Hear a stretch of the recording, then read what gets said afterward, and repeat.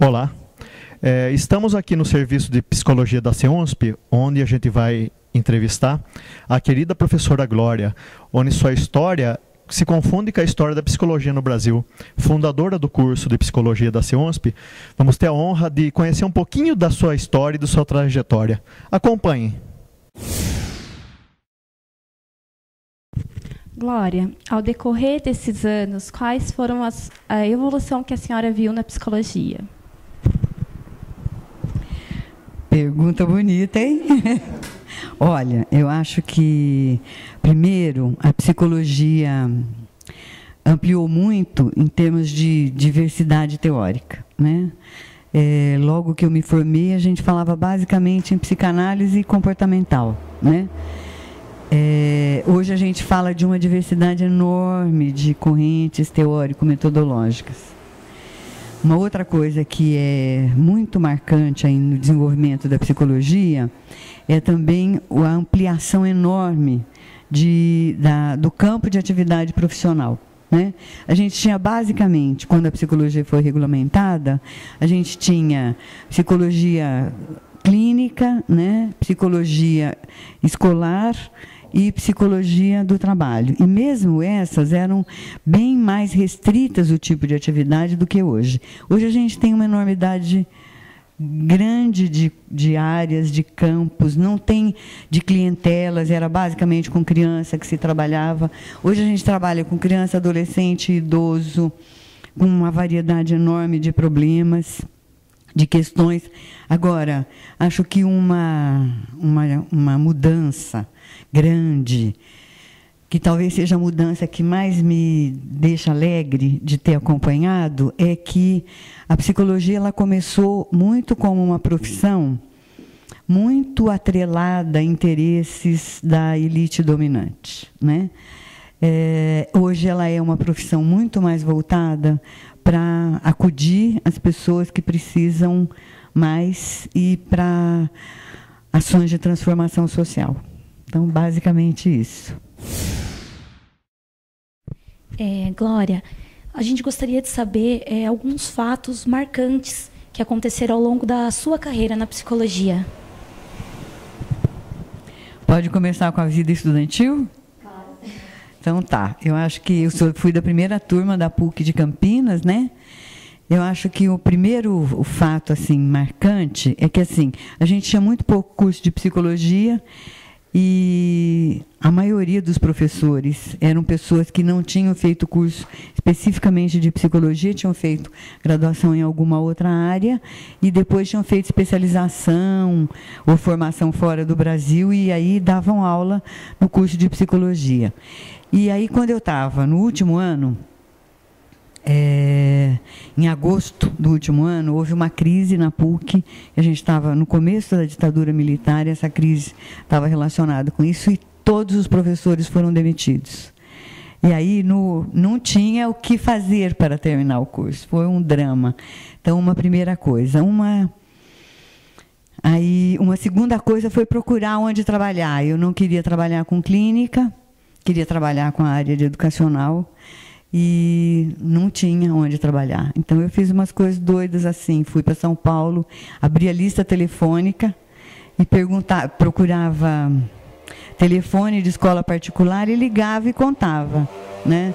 Olha, eu sou formada em psicologia, gosto de educação, não sei o quê, gostaria de trabalhar, queria marcar uma entrevista com o senhor, ou eu nem falava, no começo eu nem falava, porque eu falava isso, não, no começo não, no começo eu falava isso, as pessoas, mas não posso, não sei o quê, aí eu já nem falava. Então foi uma coisa, assim, acho que marcante. Uma outra vivência marcante também para mim foi ter passado num concurso para trabalhar numa escola e que ia montar um curso colegial, era um cursinho, e aí eu participei da montagem como psicóloga, né? Tinha pessoal de pedagogia, professores de algumas áreas mais importantes, e eu, como psicólogo, participei da montagem do primeiro colégio Equipe. E aí foi uma coisa assim que eu acho que eu aprendi muito e Até onde eu sei, ninguém ainda tinha, como psicólogo, tido uma experiência desse tipo. O que mais que a experiência marcante?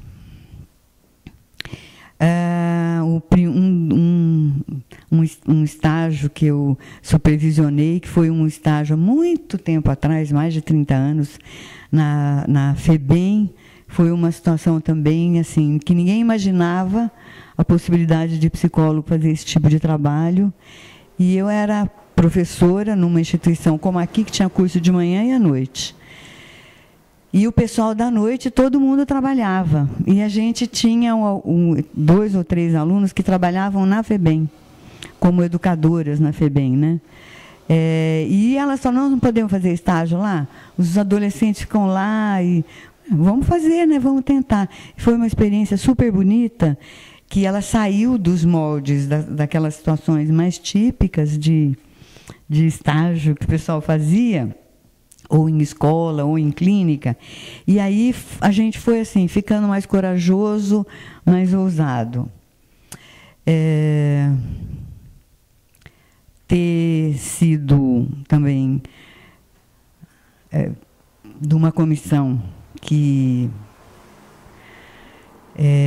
se organizou para discutir, para fazer uma frente contra um primeiro movimento que os médicos fizeram de atrelar as profissões de saúde à profissão médica.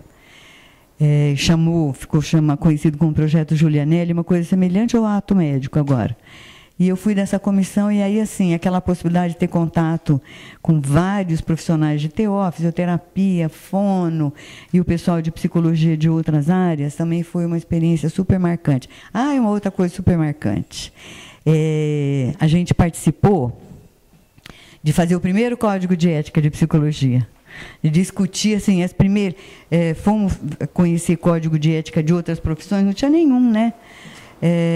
E indicamos, elegemos, só podia ser já professor universitário para participar da comissão que ia escrever o código, mas a gente podia indicar. E a gente indicou, e o professor que nós indicamos foi nomeado presidente da comissão. Foi uma outra coisa super gostosa. O que mais? Tem montado cursos de psicologia, inclusive esse aqui. Foi uma experiência marcante também. Tem sido diretora, primeiro curso que eu fui diretora foi da Faculdade de Psicologia, lá da PUC de Campinas, da mesma faculdade, da minha casa, né, inicial, porque era onde eu tinha feito o curso. E, naquela época, não era escolhido, era eleito. Então, a gente se candidatava, apresentava proposta, tinha duas chapas, foi uma coisa super concorrida, com debate, com os alunos debateram tudo, e a minha chapa ganhou, né? Eu e uma outra professora. Foi uma experiência muito gostosa. E eu participei também, acabei por conta disso, de praticamente todos os grandes congressos de psicologia inicialmente. Do Encontro de Serra Negra, do primeiro Congresso Constituinte da Psicologia, que é discutir se modificava ou não a lei que regulamenta a profissão, do Fórum de Formação, do Fórum de Ética, dos congressos constituintes, o que deu agora o Ciência e Profissão, né, do primeiro. Então, esses eventos foram situações bem marcantes. Tem muita coisa, mas estou falando algumas que eu lembrei. Boa noite, professora Glória. Nós, como estudantes, passamos por várias dificuldades, desafios para estar cursando a Faculdade de Psicologia. A senhora, na sua carreira, qual foi o maior desafio dentro da psicologia? O maior desafio? Bom, eu passei as mesmas dificuldades que vocês estão passando, enquanto estudante. Até hoje eu fico pensando como que foi que eu fiz 5 anos pagando faculdade, porque os meus pais não tinham condição de pagar também. E não tinha curso noturno que eu pudesse trabalhar. Eu fiz um monte de coisa. Eu dava aula particular, cuidava de criança, era babá de criança, uma porção de coisas desse tipo. Eu lembro outro dia eu estava brincando, que eu vi Sabe aquela paçoquinha que é quadradinha, que vem embrulhada? É antigo aquilo, né? Eu olho para aquela paçoquinha, até hoje eu tenho uma coisa assim, porque eu vinha para Campinas, meus pais moravam numa outra cidade, eu vinha para cá, morava num pensionato, porque o pensionato eu dormia, comia, tomava banho, etc. Era pertinho da faculdade, que eu ia a pé e voltava. E eu vinha com o dinheiro da passagem de volta no sábado. E com mais um dinheirinho que eu podia ou ir ao cinema ou comprar uma paçoquinha por dia. Então, cada semana eu escolhia o que eu ia fazer. Aí eu comecei a namorar. E o namorado tinha uma condição um pouco melhor, ele pagava o cinema para eu comprar a paçoquinha. Ou ele comprava a paçoquinha quando eu queria ir ao cinema num dia, num horário que ele não ia. E aí, assim, uma das coisas que foi bastante difícil foi uma situação assim, eu vou brincar com vocês, foi como uma vivência meio de nadar contra a corrente, né? Durante toda a fase inicial de desenvolvimento aí da profissão que eu vivi, era o crescimento de todo mundo era trabalhar na área de clínica, montar consultório, etc. E eu sempre com uma opção de não trabalhar com ensino privado, defender ensino público, não ir para a clínica, mas tentar trabalhar numa condição mais preventiva e de promoção de saúde, então em escola. E mesmo as disciplinas que eu dava aula não era psicopatologia, psicoterapia, diagnóstico, era psicologia social, desenvolvimento, educacional. E naquele momento inicial não era isso, não era muito valorizado, né? E isso foi assim, a sensação que a gente tinha que a gente estava, e de fato a gente estava nadando contra a corrente. Mas isso, então eu sempre fui parte do movimento assim da minoria na psicologia, né? E isso em vários momentos é uma vivência difícil, né? Você se sente assim, tem hora que você quer desistir, sabe? E umas coisas assim, o pessoal que tinha se formado comigo, que tinha às vezes até boa parte investido menos no desenvolvimento da profissão do que eu, mas estava com consultório particular, estava lá assim, atopetado de gente atendendo, ganhando, sei lá, por exemplo, enquanto o pessoal ganhava R$20 mil por mês, eu ganhava R$2.500. Sabe? Era uma base mais ou menos assim. Ganhava um pouquinho mais do que 10%, mas fazia aquilo que eu gostava, que eu queria fazer, né? Então, eu nem sei se isso é propriamente uma dificuldade, mas foi um modo, talvez, diferenciado de crescer na profissão. Mas, quando eu olho para isso, eu tenho uma satisfação tão grande de ter feito aquilo que eu achava que era a demanda, né, o desafio que a vida tinha trazido para mim e o sentido que a profissão tinha para mim.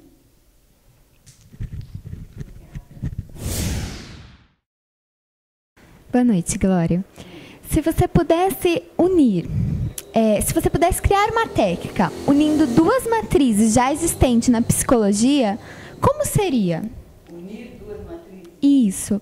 Uma técnica que unisse essas duas matrizes da teoria da psicologia.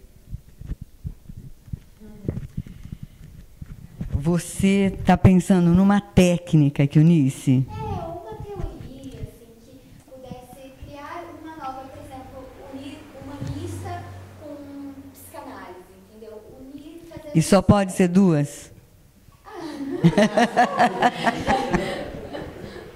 Olha, quando eu fiz a opção por trabalhar na linha histórico-cultural, eu fiz porque identifiquei nessa matriz que ela faz uma síntese, ela aproveita, não é que ela propriamente aproveita, ela incorpora coisas da psicanálise, das teorias com fundamento aí na fenomenologia, algumas coisas inclusive do comportamental. Então, ela tem uma marca aí de uma abrangência, não que ela faz um ecletismo, mas ela tem... ela trabalha em base no método marxista, né? Mas, a partir daí, ela trabalha com conceito, inclusive, que o Marx trabalhava, que é o conceito de superação. O conceito de superação não é você, como um dos sentidos que ela tem na língua portuguesa, não é você ir além só, mas é você ir além passando por dentro e pegando daquilo por onde você está passando por dentro, levando coisas com você. Então, ela supera, nesse sentido, a psicanálise comportamental, as teorias de base fenomenológicas. Agora, eu acho que se eu tivesse poder de fazer milagre, talvez não fosse tanto matriz teórica que eu quisesse juntar. Eu acho que eu queria juntar muito mais a tecnologia que a gente usou na psicologia, desenvolveu jamais, para trabalhar com questões, depois que as pessoas já adoeceram, com questões assim, para promover saúde, promover qualidade de vida e tentar evitar que as pessoas adoecessem, que elas chegassem a uma condição de adoecimento. Se eu pudesse inventar uma matriz, assim, tipo assim, ó, plim, plim, né? Varinha de condão, eu acho que eu queria uma matriz assim, que desse pra gente, dissesse pra gente, de uma forma que ninguém pudesse retrucar. Como que você faz para as pessoas não terem sofrimento psicológico? Que condições sociais a gente implementa de tal forma que as pessoas tenham condições de ter um bom desenvolvimento, uma subjetividade saudável, feliz. Acho que seria isso. Glória, se você pudesse ressuscitar um grande nome da psicologia, qual seria? Vygotsky. Tem muitos grandes nomes, né?